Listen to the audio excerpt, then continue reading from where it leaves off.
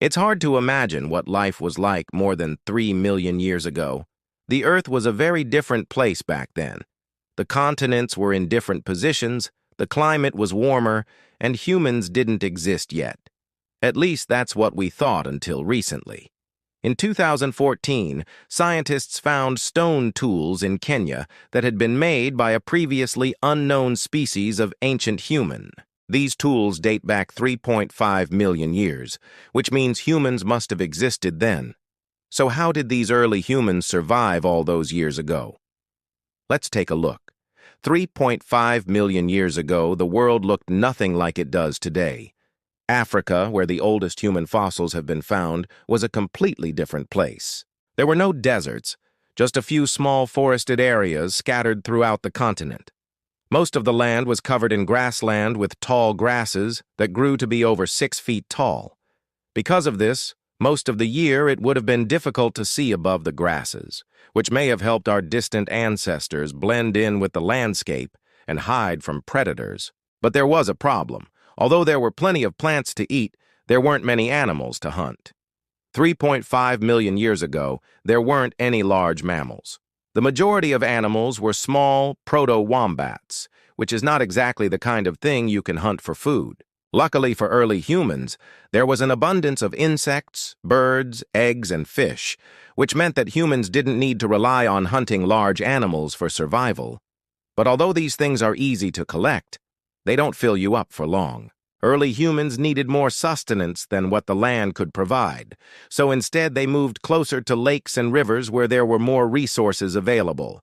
By doing so, they were able to take advantage of the plants and animals that lived in and around the water, which were more plentiful than in other areas.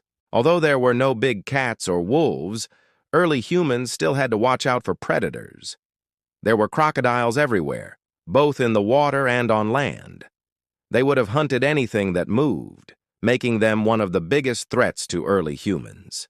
Other dangerous animals included snakes, African wild dogs, and large birds of prey.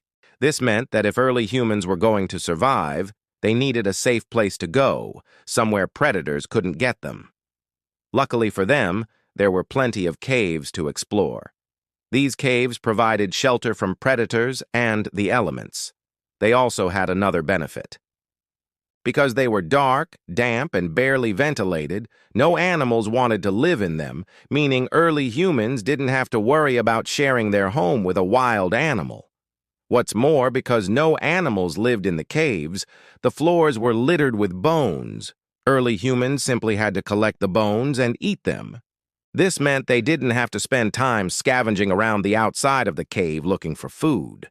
They could stay inside where they were safe.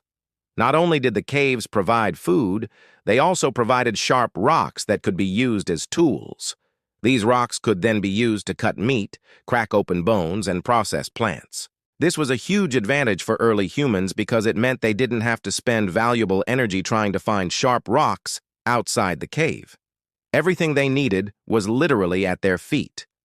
Some scientists even believe that the caves themselves helped make humans smarter. Because there was no danger of predators getting into the caves, the hominins who lived there didn't need to constantly be on the lookout for danger. Instead, they could sit around in the dark and socialize with each other.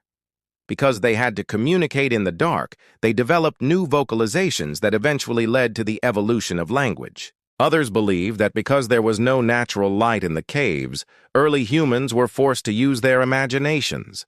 They told stories and jokes to pass the time, which stimulated their brains and helped them develop new technologies.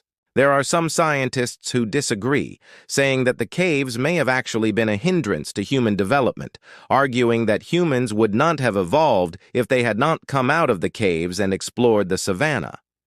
But regardless of whether they were good or bad, there's no denying that they played a big part in the development of humans. After all, if early humans hadn't used their imaginations while sitting around in the caves, they might not have developed the ability to make tools, which is a skill that has allowed us to survive and thrive.